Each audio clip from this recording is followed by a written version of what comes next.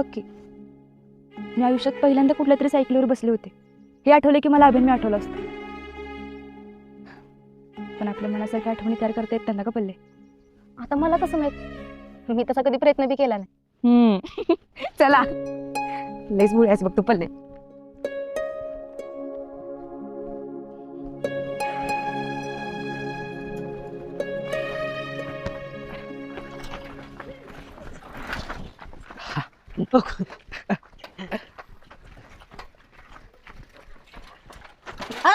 आदळलं बघ.